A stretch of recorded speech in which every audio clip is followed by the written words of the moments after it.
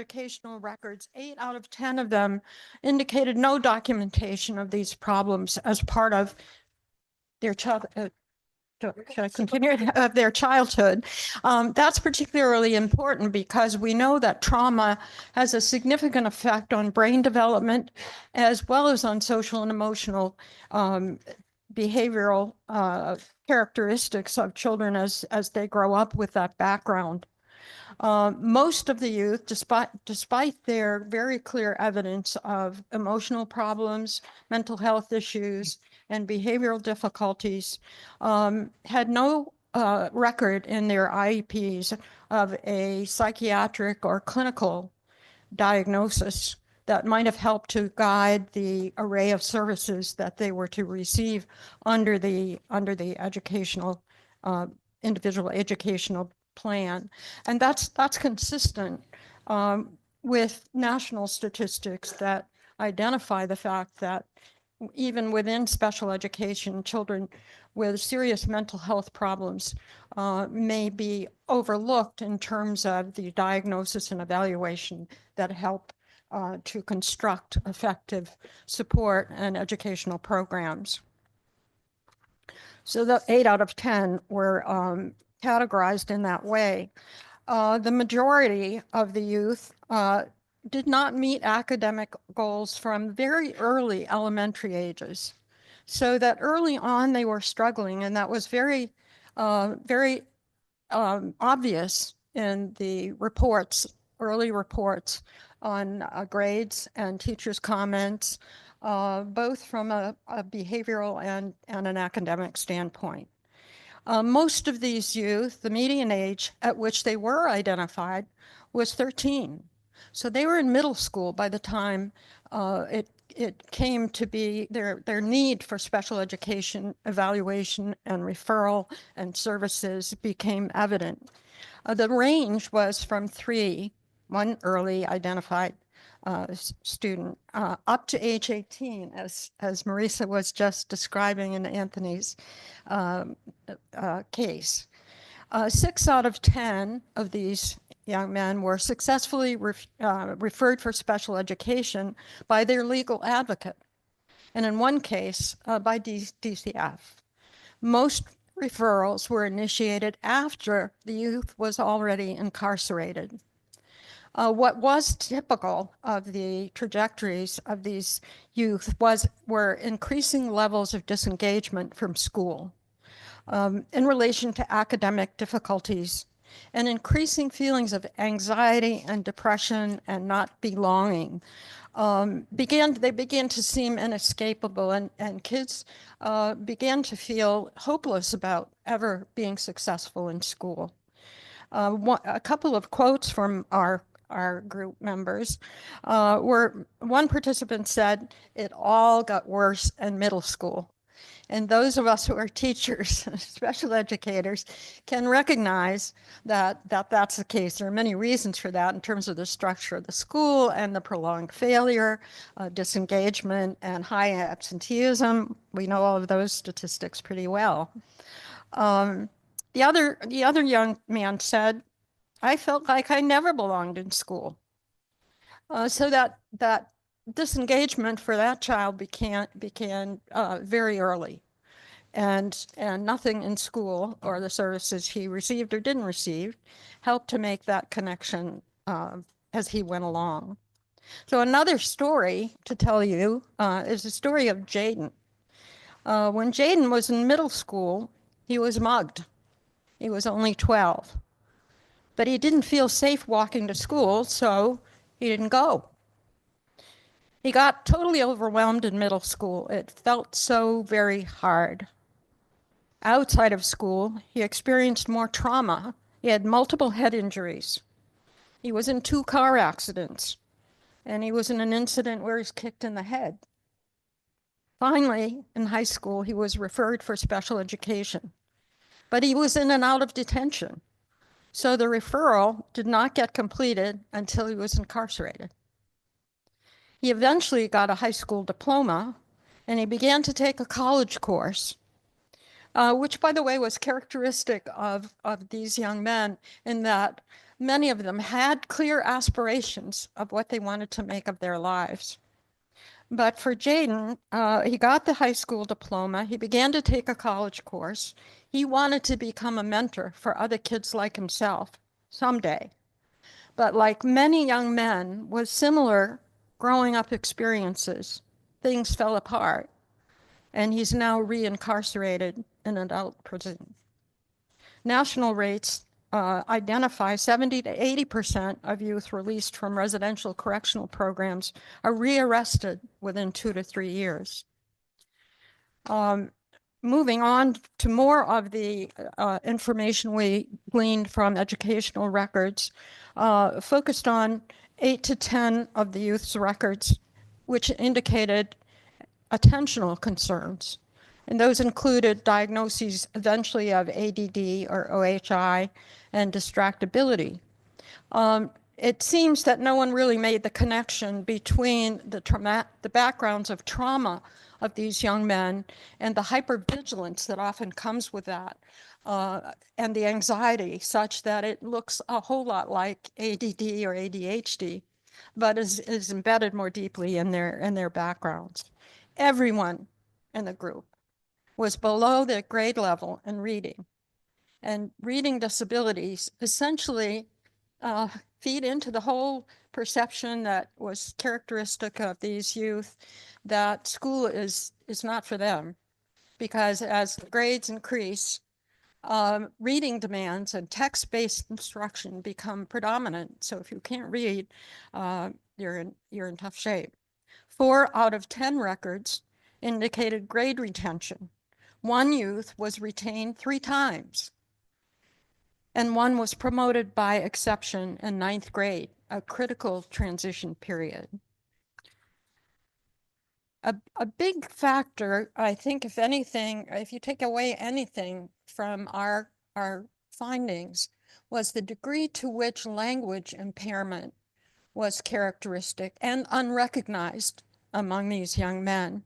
Multiple youth records indicated language impairment, which is strongly connected to the development of problem behavior, but rarely recognized as an essential part of those kids' problems. The presence of language impairment among kids in the juvenile justice system is also indicates that these students or these young men are twice as likely to reoffend once they leave the institution and return to the community. The other thing that was evident when we looked at the frequency of language impairment, was the lack of language-based assessments. So while the impairment was there was a lack of recognition or evaluation of the degree to which this language impairment was playing a role in both their academic failures and their behavior.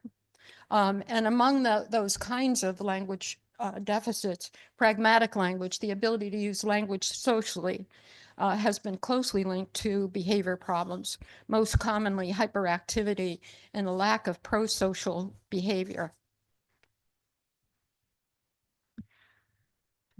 So we also see, in addition to the language difficulties, some commonalities that we see with these young men are 8 to 10 out of them were experiencing extensive discipline from school, being pushed out of school. Most expelled, some of the most severe cases, expulsions at an early age. 8 out of 10 of them found themselves in not necessarily an approved private special education school, but an alternative school for kids with quote unquote behavior problems. You also see these youth then, they're being pushed out of the school. The school to prison pipeline is real. They're being pushed out, and they are engaging with the justice system or have touches with the justice system. 8 out of 10 of these youth were arrested before they even hit high school, which is something just really startling to think about. And almost half of them were already incarcerated by the time they reached high school. Some of them, as mentioned before, had been in juvenile detention, but almost half of them had already been in an adult prison. Another story, and I think, I'm not sure if we mentioned, but we've given all of these, the stories pseudonyms. So these aren't the real names of the boys, they're pseudonyms. Leo was one of longstanding CCA client who, again, had an incarcerated father, had a mother with, who was managing a lot of different things, had her own challenges with the justice system. He really struggled in school from an early age. In 7th grade, he ripped a kid's backpack off and ended up getting expelled for a year without any education. At that point in time, there was no alternative education program for expelled students, and this was before the change in legislation. So he was literally out of school for a year. And after that, he really had a hard time adjusting and getting back. He pretty much disengaged from school. The next time he ended up in school was when he was in juvenile detention because he had to go to school. He was able to get an attorney. This was actually through the ESS program, and we ultimately worked with him to get him identified. He had very significant reading disability, and when he was actually given some instruction, he was identified as diligent, engaged, respectful by all of his teachers. Leo was recently in the community, but unfortunately is now reincarcerated with some pending charges. He really just wants to he has about a 5-year-old daughter. He really just wants to go home and be a good dad to his daughter and hopefully set up a barber shop one day. Those are his aspirations. As we've described, the youth educational records identified many language, learning, social, emotional, and behavior problems early on. Most of them went unrecognized and untreated in their earlier education. But once they arrived in the justice system, the young men we're talking about did receive special education services, but those were really minimal, particularly in terms of the level of difficulty they were having in academic development. Transition services, critical for, as we've just heard, two of these young men had an opportunity to move into the community, but were at this point unsuccessful and were reincarcerated. But transition services while they were incarcerated were typically only about 1 hour a month. Perhaps a factor in the difficulty in transitioning successfully back to the community. Median IEP service hours a week for these 10 youth were typically in the range of 2 3/4 hours, with a range of only an hour to, best case, 5.5 hours throughout the week.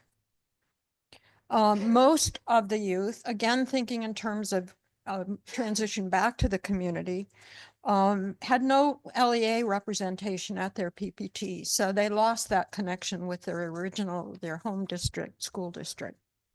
So our findings from these data and from the interviews with the youth have led us to a number of recommendations, and Sarah is going to articulate those for us. Okay, so we put a lot on the screen here. I mean, I think with these stories and this data, some of which I think we all know, but I found it, going through Penny and Maurice's work, very sobering to look at the lives and the stories of these kids. And we talk a lot about, the kids experience so much ACEs. When you really, unpack what that looks like, I mean, it's shocking, right? What kids are experiencing.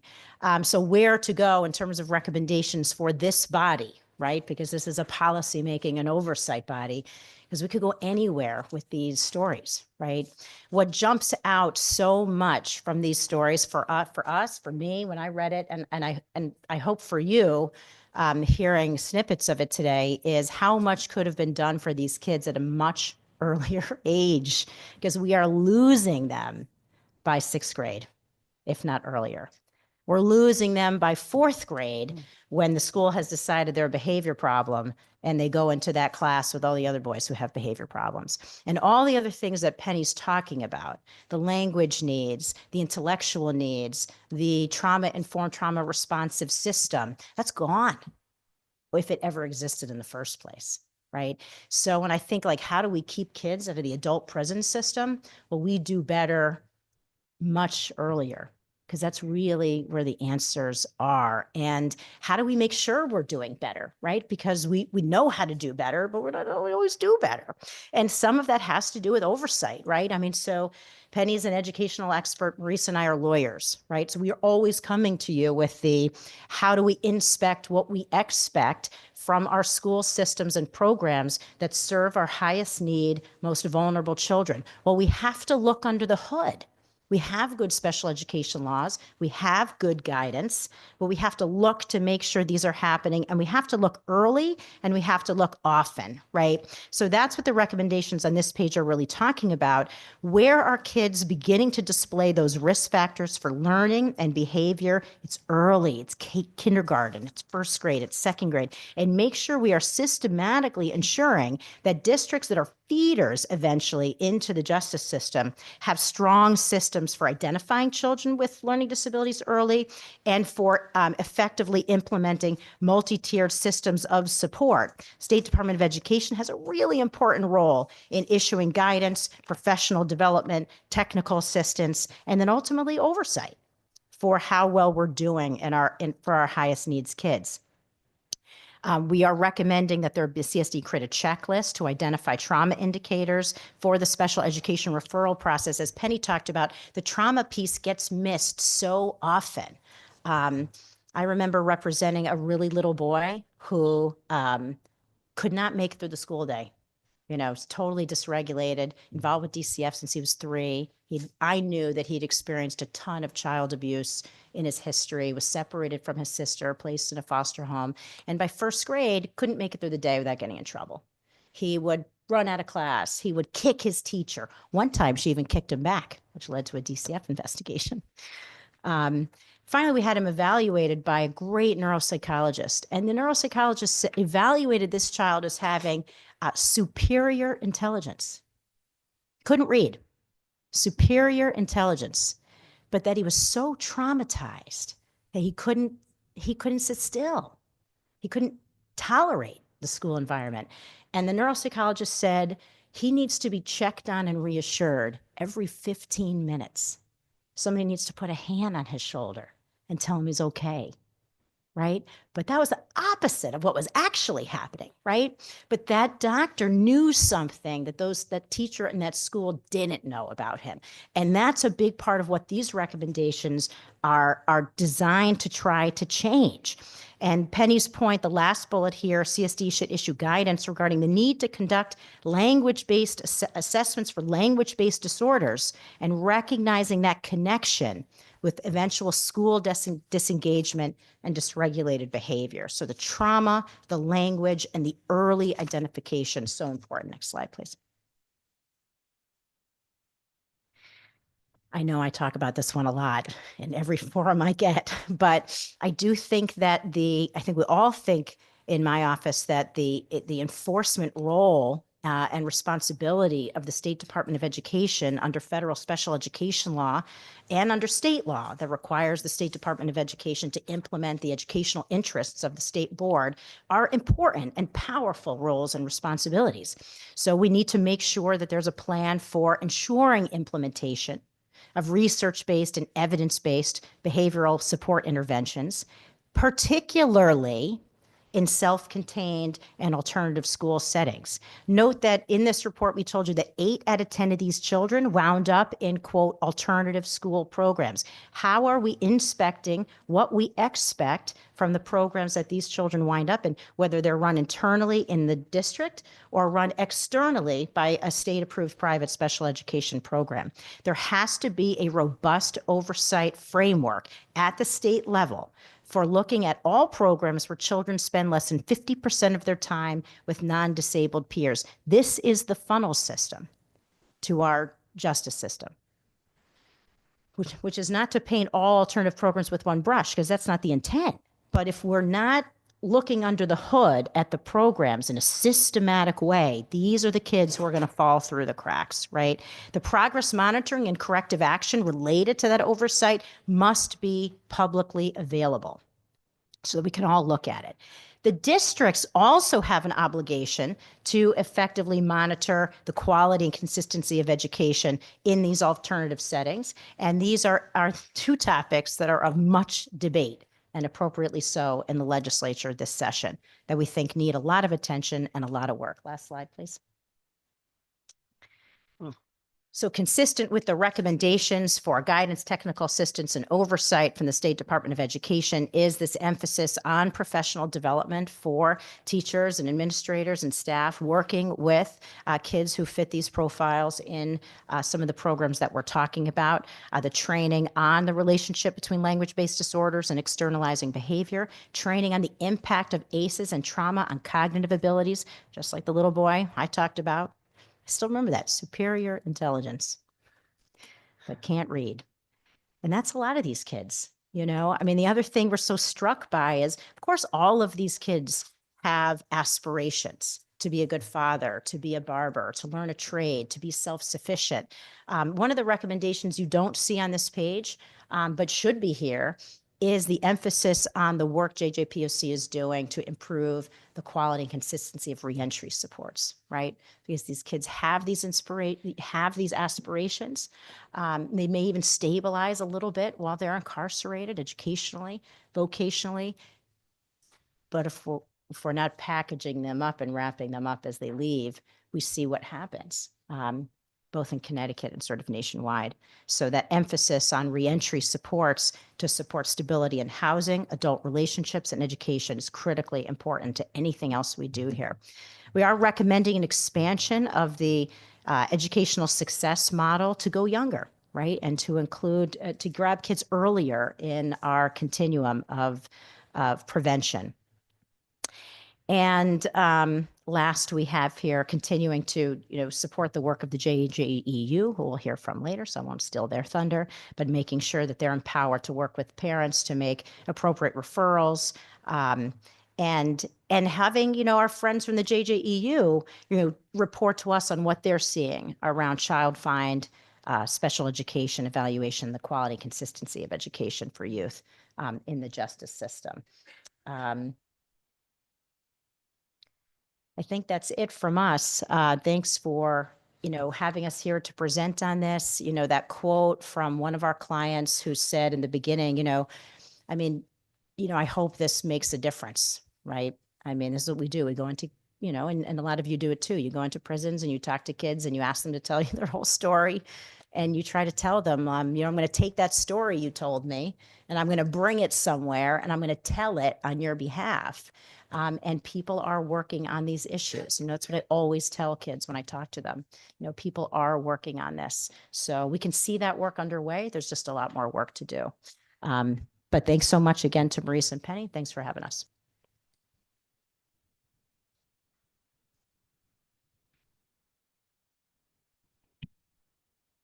Is this working? Great. Thank you all very much for that. Do we have time for some questions or discussions? Great. I have some questions or thoughts of my own, but I'd like to open up the floor, obviously, to the room first. Any questions or responses? Yes, thank you. Thank you. Thank you, Sarah, and the Center for all that work. As you were talking, I'm sort of connecting some of the dots in my mind, right? So the law already requires a special education referral for a child whose behavior is a challenge, right? But it sounds like in your review, those referrals didn't happen. And we know that children who are identified as emotionally disabled tend to drive our out-of-district placements. And we've been talking in the special education committee about how to reduce costs, right, and improve services. And I'm wondering if it would be wise to expand the audit requirements for CSDE to include a requirement to audit with regard specifically to child find districts who have high suspension and expulsion rates, particularly at young grades. And just wanted to get your thoughts on that. I think any effort that results in identifying and referring and completing comprehensive evaluations of these children at the youngest age at which the problems appear is really important. What happens with these children often in looking at the trajectory of IEPs is that there's a focus on problem behavior and a lack of looking at the federal requirements that evaluations need to be comprehensive across all potential areas of disability. And I think if we were able to do that, we would craft programs for kids that are not just looking at compliance, which is frequently the pattern in IEPs, but focus on the developmental issues that and the social issues that are often key elements in the behavior that is so problematic. And realistically, it is problematic for teachers to work with very dysregulated kids. But without that kind of close look and comprehensive look, or you see this trajectory, I think, unfortunately. So that is a recommendation that I would certainly support. Yeah, let me just add quickly, thanks Penny, on the suspension issue, because I forgot to highlight one of my favorite recommendations, which is we should not be suspending elementary schoolers. Period. Not just the pre-K through 2, which we still can't quite eliminate because we just want to hang on to that ability to suspend really little kids. We shouldn't be suspending anybody in elementary school because it doesn't work, it doesn't make anything better, it doesn't change behavior, it disrupts the trust the child and family have in the school system, and it doesn't solve the problem for the teacher either. So the use of exclusionary discipline for young children, which we know the youngest kids is where we see the greatest racial disparities in exclusionary discipline, because about 2/3 to 70% of all kids that are subjected to suspension in pre-K through 2nd grade are Black, brown, or biracial. Right? That's the most racial disparity we have in the state of Connecticut when it comes to discipline.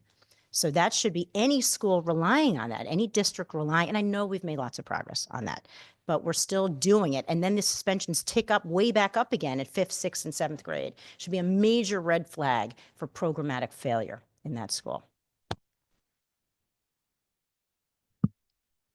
Charles both. Hughes, State Yeah. Department of Ed. Charles. Thank you so much. I mean, certainly hearing the stories as you've been able to capture are definitely a heart-wrenching piece. And I'm sure you had a lot more of that in the direct voice from speaking with the students. I'm curious, of the 3 that you cited in the case study, obviously you're digging deep into their story to understand kind of causational outcomes. I noticed that Anthony was expressing some externalizing behavior early on. But Jaden and Leo didn't have as much. And I want to emphasize the early impacts that you cited, community-based experiences, home-based experiences, having such trauma impacting later on what you're saying is the child's experience, and that perpetually seemingly got worse, right? What indicators in their profiles, talks with them, did you find that kind of spoke to that early red flag? You know, you're talking a lot about language-based disorders, right? Are you talking about foundational reading skills, assessing there, seeking for dyslexia? Like, what are you talking about early based? I know you cited ACEs here, which is, you know, one method, but what did you see early in speaking with the children that could talk to some of those flags that suggest later on we can see a predictive value to their profiles, if that makes sense? Sorry. I think that one of the key issues that turns up early on is the reading difficulty that kids have. You mentioned dyslexia. I just reviewed a record in which a dyslexia screening had taken place, And, and then there was no follow-up. So that reading ability ties to the language impairments, which are so frequent in the population. So if kids are not learning to read early on and not being able to take in information from that channel, as things go on, the focus on text-based and more abstract concepts puts more pressure on the child from a learning perspective. But it's a complex situation. If we also know that this child is under extreme pressure in terms of his family, his social situation, the trauma he's having to deal with, that's why it's so important to put the pieces together.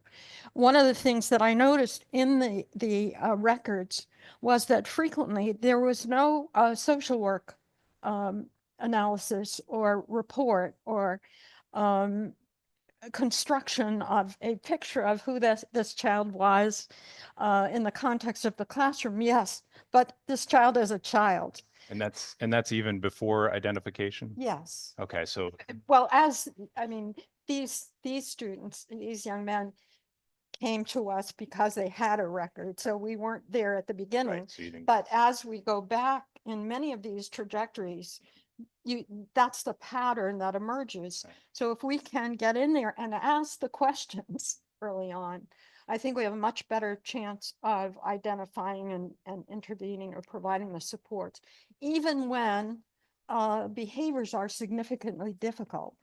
Most kids come to school and want to learn. Little kindergartners will say, I want to learn to read. And when that doesn't happen, then the whole mechanism of developing a comprehensive picture becomes so important. and did they speak to that in the interviews? Were you able I to did kind of not peel that back? interview. Oh, okay, The sorry. interviews were conducted by Maurice. Okay. I saw you were about to go on. Yeah, no, I was, one of the biggest red flags that I think we saw was early grade retention.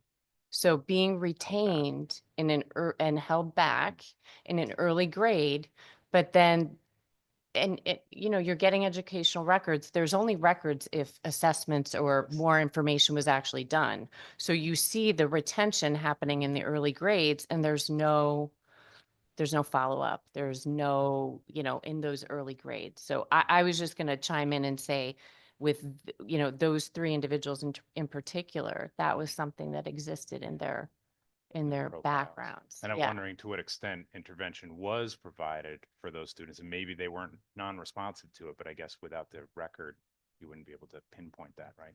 Okay, because I'm really attuned to what you said about the early pieces. Obviously, we're trying to get to that as soon as possible because early intervention impacts greatest outcomes. I would just say these kids Thank you. mostly surface because, to some degree, because they're failing, but more likely because their behavior. And that the behavior is just the common symptom. So once that happens, as opposed to moving on to behavioral compliance, we need to ask all of these questions Right. about what's really Absolutely. going on with these kids. Thank you. Appreciate it. Thank you. We have maybe a few final 3 or 4 or 5 minutes together. Any other questions or comments for CCA before we move on? Okay, then I'll take a moment myself to respond. First of all, to thank you again for all the work that went into that, as well as sharing it with us. And for what it's worth, to echo some of those concerns in particular about expulsion for the youngest children. I'll turn slightly away from that to tend to speak as someone who's with you, who spent, I think, the formative decade or two of my career teaching college inside prisons in Connecticut and around the country, with some of these children later in life. The highest performing college students incarcerated that I encountered as a teacher over the decades had dropped out the youngest from high schools. Men and women who later were doing Mandarin, doing the calc sequence after they managed to find administrators who could actually do algebra, unlike myself, and get them good faculty who could meet their talents. I'm not at all surprised by those occult moments in your presentation where, you know, the talents, the energy, the vitality, and the intellect of these kids is coming through. So I kind of want to linger on that for a second, because there is an asymmetry in your report, understandably, a great asymmetry in your report, I think, between their vulnerabilities and their needs, or what we call their disabilities, or we have many, many words for that. And, you know, what we actually work with also as teachers, which is their strengths, their gifts, their desire, and their refusal to stop.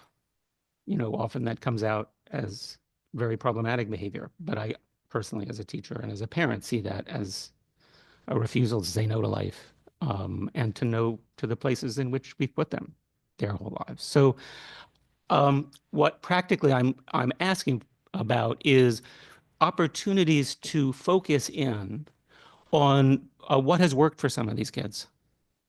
Where do they break through?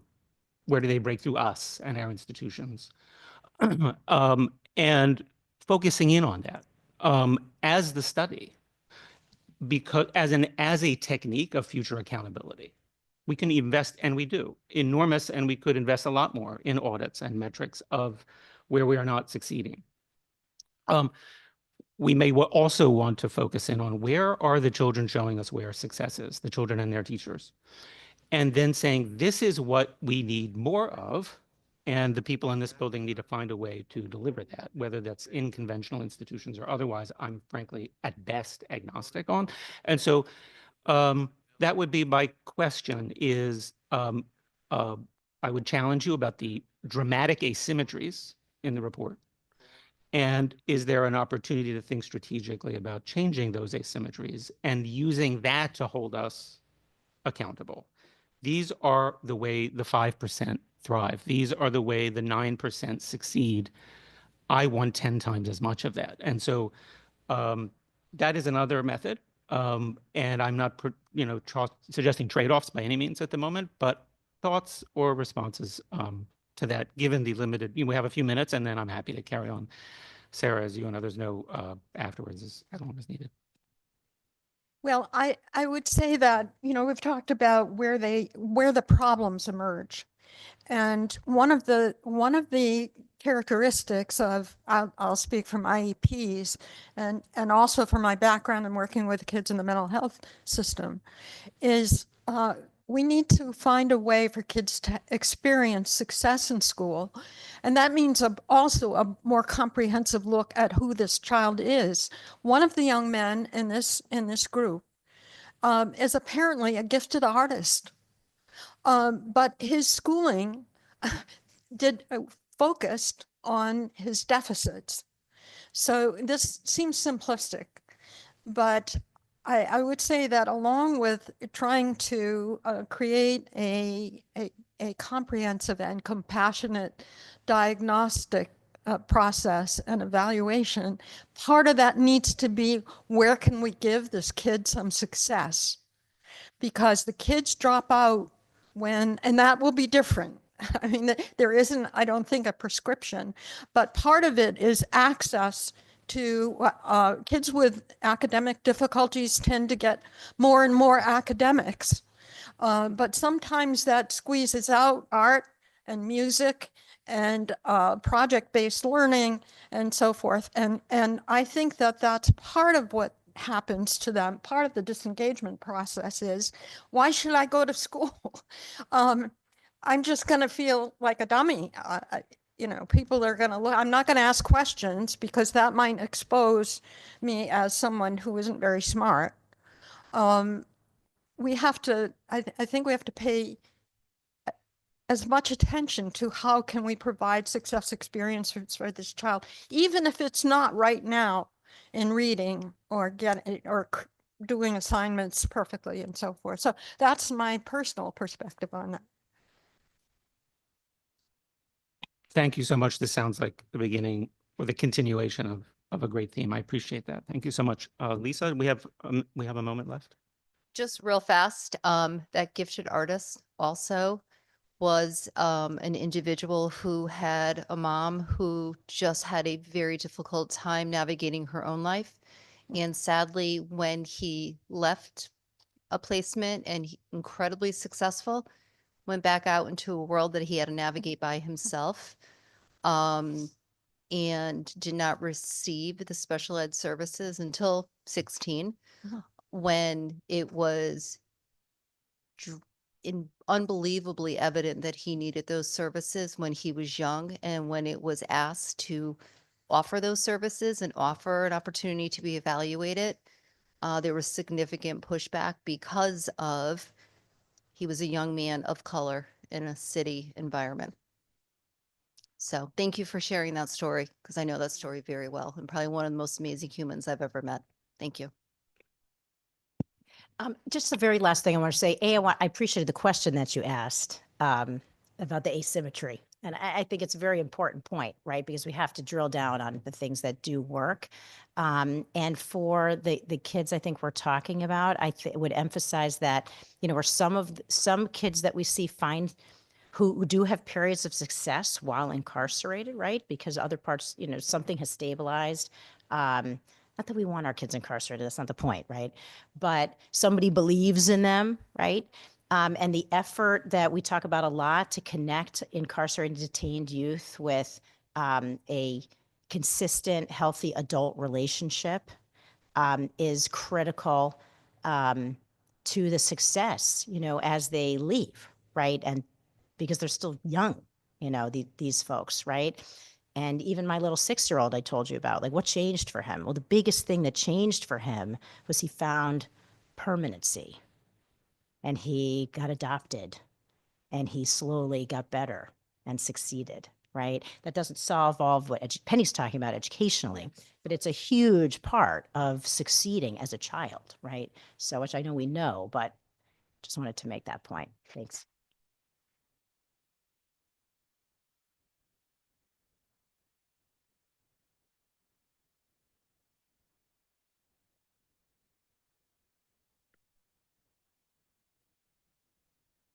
Thank you. Good afternoon, everyone. I'm Glenn Worthy, Educational Administrator for the Juvenile Justice Education Unit. I'm going to let my teammates introduce themselves and get right to the presentation. Good afternoon, I'm Tina Mitchell. I'm one of the assistant superintendents for the JJEU. Good afternoon, John Tarka, Assistant Superintendent, JJEU. So this presentation is our comprehensive strategy to fulfill the statutory mandates for serving justice-involved youth. Next slide, please. So this slide highlights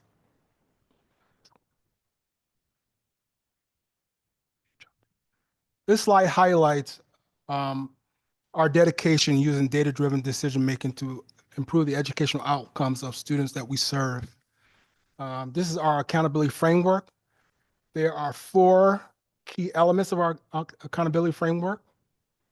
There are data and academic accountability measures. An example of that is us using STAR assessment to measure students' math and reading levels. Reentry, we track all the reentry meetings that we have.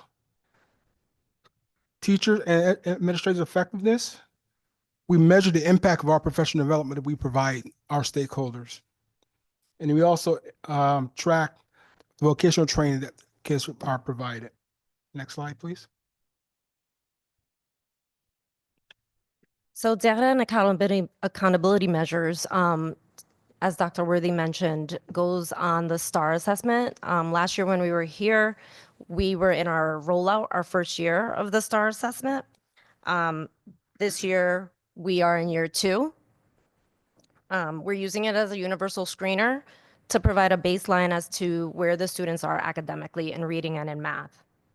We're also using it so the facilities have a way to use the data to provide better instruction for the students.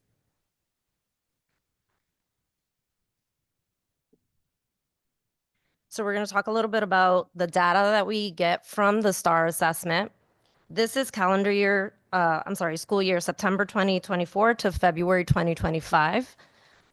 This is CSSD data. So in reading, we have 73 pairings, and that just means that students were able to take the assessment multiple times to give a before and after. And of those 73 students, we have 6% that show an increase in their progress.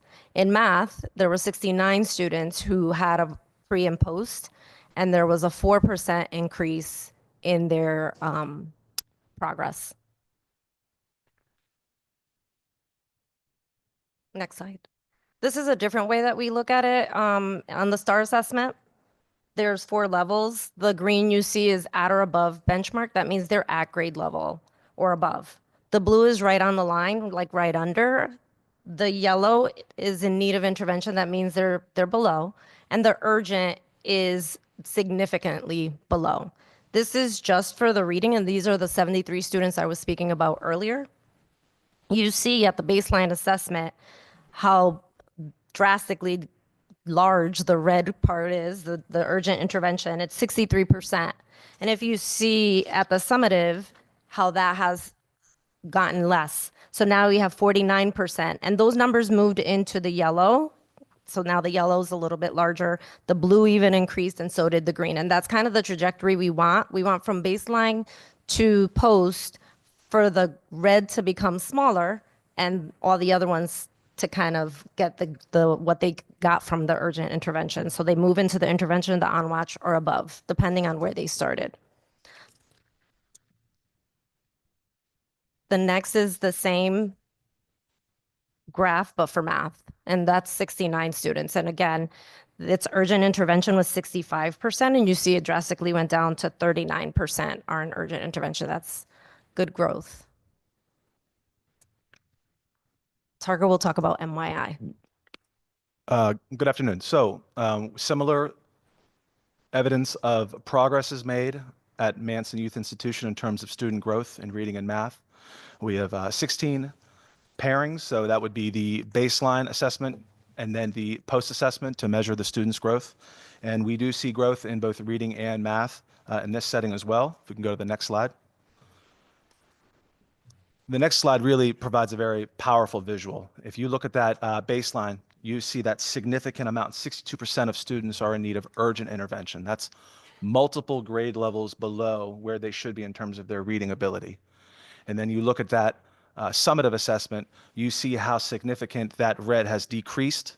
And those same students that were significantly below grade level in red are now moving across the bands, and they're now in yellow. Still in need of intervention, still below grade level, but making progress. Ultimately, we want to get our population of students, as all students, in the green. But we see that when students are receiving quality, consistent, structured education, they are able to grow, and progress is evident in a graph like that. Next slide. It's a similar story in math.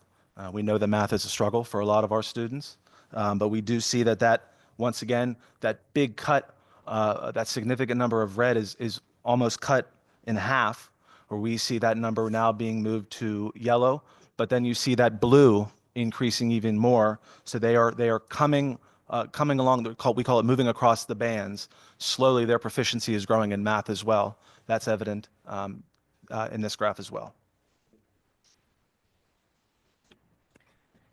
In continuing to talk about data and accountability measures, we're going to talk a little bit about the credit recovery work that's in the statute. We are steadily working with all our facilities to continue to streamline the access for credit recovery and to ensure that kids that have the opportunity to complete the credit recovery throughout the school year. Virtual Academy is what we are using through DCF. For those of you who might not remember what that is, it is an online-based credit recovery program. It does not take the place of the school. Therefore, it happens typically after school hours or a study hall in the middle of the day if there's an enrichment time that they can take that. Students are overaged, undercredited, and have failed a class prior to whatever year they're in. They have the opportunity to do credit recovery and gain additional credits to make up for that loss of a class that they had. And our next steps for this is to try to expand to the summer months and provide more opportunities for the credit recovery time. the data of credit recovery. So this is calendar year, January through December. In 2023, we had 17 students enrolled in credit recovery across the facilities. Out of the 17 students, the ones that were seniors, one was able to graduate because of the help with credit recovery courses. And there was a total of 1.5 credits earned that year. Now in 2024, that's a little over triple. 54 students have enrolled in Virtual Academy. Out of the 54, the seniors that were able to graduate with the help of credit recovery were 3, and the credits earned was 17.8. So we see the drastic change. Our partners at the facilities have done an amazing job to help with the credit recovery in their school. So Tina just talked about the impact of the credit recovery, and that's really the theme of this presentation is our growing impact. That's really evident in this next slide. The mandate discusses that we have to have transition specialists who facilitate a successful reentry of our students from the juvenile justice settings back into their home communities. This slide is really about how we transition those students from those detention settings back into the community, getting the student back into school, and getting them back into school in a way that really removes any barriers to their education. So we made a lot of progress towards that. We've created a process in collaborations with local LEAs across the state to make sure that they understand our processes. We have our pupil service specialists the number has grown from 7 to 13 to help facilitate the reentry of more students. And we're continuing to have those ongoing communications with those receiving school districts to ensure that best practices do take place. Our next steps are really to continue this process and strengthen it semi-annually, meeting with school districts across the state, and just making sure that this is an ongoing process of networking and reinforcing our communication with them. As we work with the urban districts, they're very familiar with our processes, and we see that this is growing and it's becoming more of a seamless process. Next slide. So here is our growing impact in data form. And from August to December in 2023, we had a total of 42 reentry meetings, reentering student 24 times.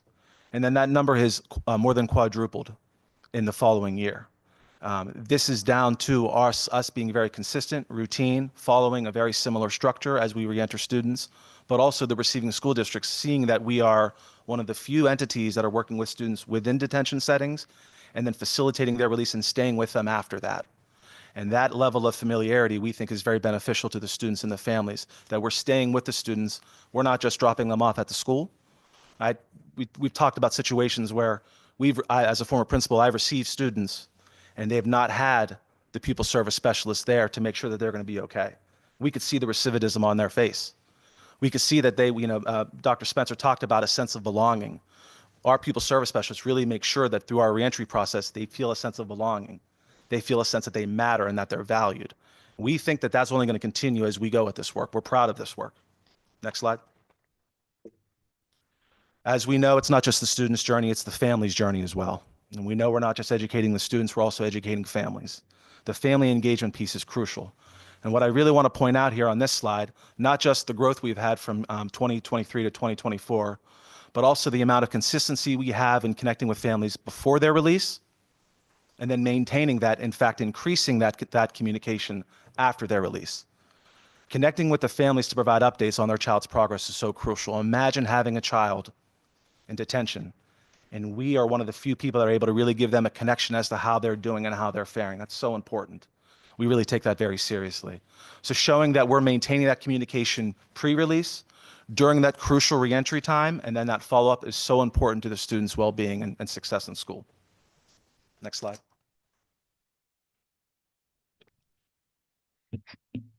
Just to give you a little summary of our work from January to December and the amount of students we have served in 2024. It is a total of 174, including predisposition students. The lighter pink is when we started working with the predisposition students. As Tarka mentioned, we went from 7 PSSs to 13. Hence, there's more kids we can service now due to that. So at the beginning of the year, it was a little less, but total right now was 174 for last calendar year. The other piece of data we wanted to show was the contact with students and supports in 2024 and how much contact we've had with the students. Again, the light blue above is is accounting for the predisposition kids. All the other students are treatment plan facilities and programs that we have worked with. The community, the supports are facility school staff. It can be CSSD staff like JDOs, CPOs, people in the facilities. It can be the teachers. It can be receiving schools. And I'm going to talk a little bit more in the next. So it's broken down by different types of supports. It's receiving school, community and other supports, parent, district, JPO, reintegration mentor, CPO, reentry liaison. Now, these are just some of the supports. And within the community and other supports, I just want to clarify that that does include staff within the schools, within the facilities. It's not just receiving. They're all lumped in there. But that's a lot of context we have for all of our students. Just shows the amount of work that our PSSs are doing.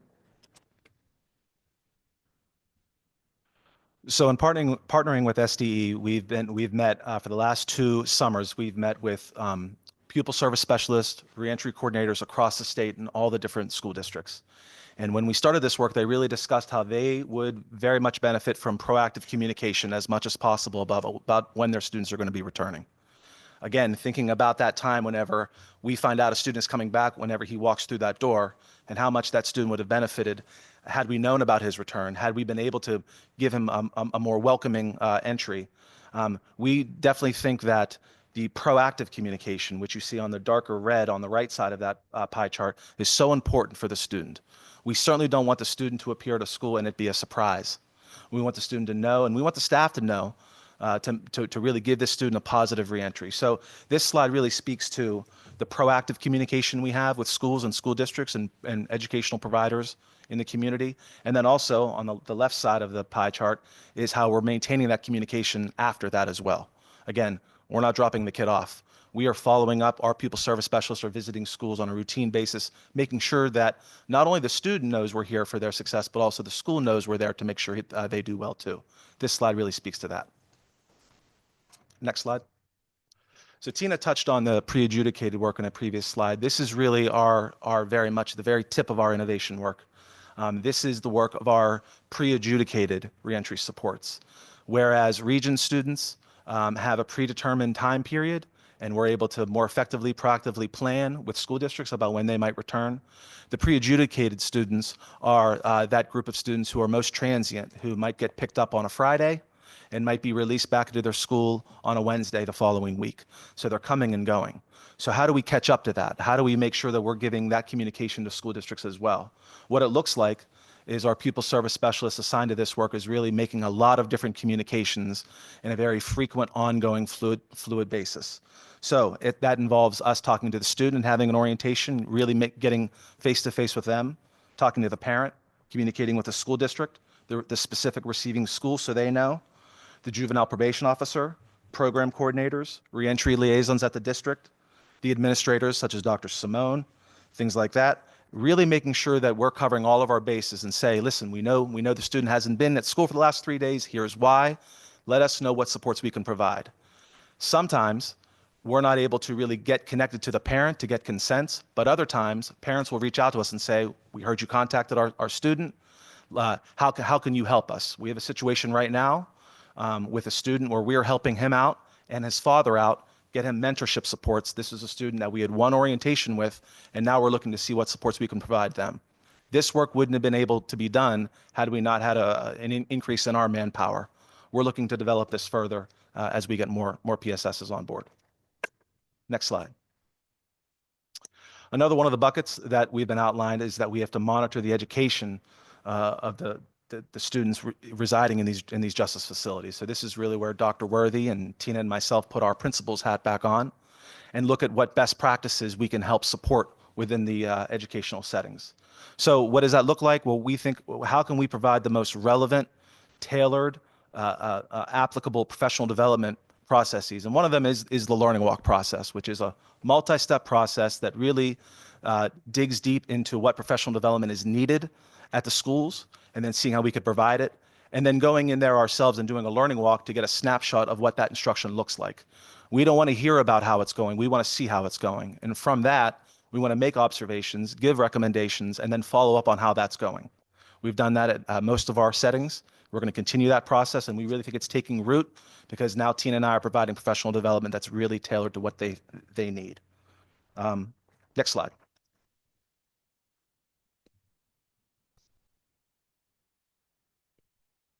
So we did professional development at Hamden, Hartford, CPA, and MYI. We gave a survey to measure our own effectiveness. We certainly are about student outcomes. We're about our own outcomes too, and see how effective we are. This is the survey, the amount of people that responded to our surveys. Tina is going to talk about the next one. Next slide.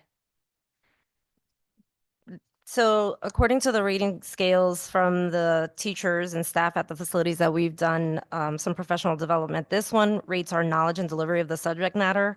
And you can see that they're favorable, 4s and 5s, with an average of 4.4 for 65 responses. Next slide. How effective were we in explaining the complex concepts? Again, 3s, 4s, and 5s, an average of 4.2.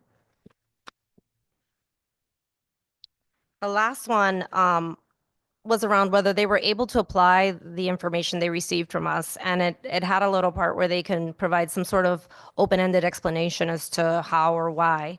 And so it was favorable, 65% said yes. And then you see that there's common themes of building rapport or do now, managing behavior, and some of the example responses from the staff that they gave. It has been helpful building rapport and establishing routines, constant reflection about what worked and what didn't. So this is the instructor's words, right? So this is what we want to see. We want people to reflect on their own practices. That's what education is all about.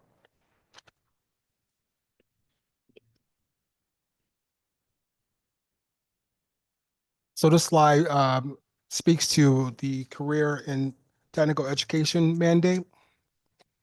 We introduced and facilitated a partnership with facilities and CSSD and the Justice Education Unit to pilot a program at 2 technical high schools, one Caner Technical High School in Waterbury and Eli Whitney in New Haven. Students went there and now learned a trade and also got the Ocean 10 card.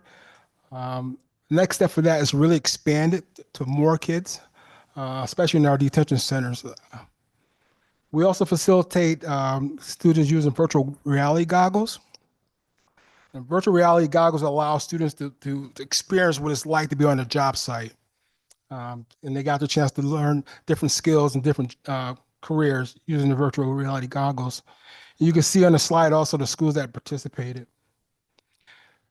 The ultimate goal is to have, although the curriculum, the goggles have its own curriculum, is to have local industry leaders look at the curriculum itself and really have them buy into it.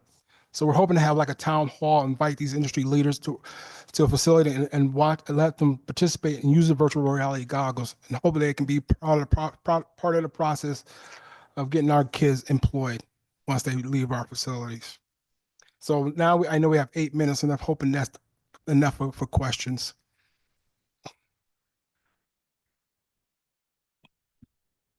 Thank you all very much. Really appreciated that. Before I share my own 2 cents as usual, opening up the floor, we have a lot of people here tracking that presentation. Questions and comments, Martha, please. So what strikes me about both presentations is really the title of the CCA presentation, which is Missed Cues and Lost Opportunities, right? Because they identified that and you've identified a lot of the lost opportunities. And so to the extent that this is a juvenile justice body, I'm just wondering if they're getting back almost to Christina's question about the child find violations. Couldn't there be an earlier point in time when we're really looking at this, Like when the kids come into the JRB, should there be child find screenings? When the kids come into juvenile detention, the same way we screen for mental health and other challenges, should we be screening for child find violations, which would back up the identification at an earlier point in time? It wouldn't be as good as if it was identified in the grade schools and the LEAs, but at least to the extent that this is a juvenile justice policy body, there should be some recommendations coming out. So I'm interested in your thoughts. I'm also interested in other people around the table, what their thoughts are on this.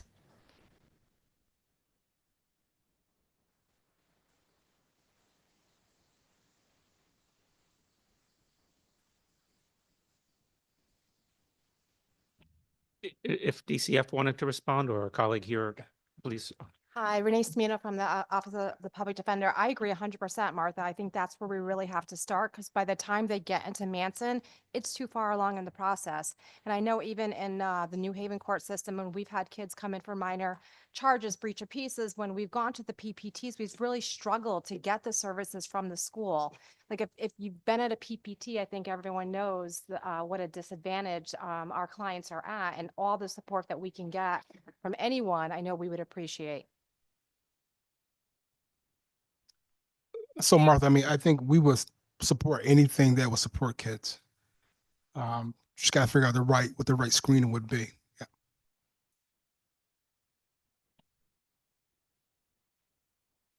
So what I've noticed too, when we have the kids that are coming into regions, we are doing, and I like the idea, and we've been utilizing the STAR assessment, which has been ideal for us for at least trying to figure out grade levels and where the kids fall on grade levels. And I got to say, on average, the grade levels probably fall between 2.5 and 3.5 grade average. So we're talking like third grade.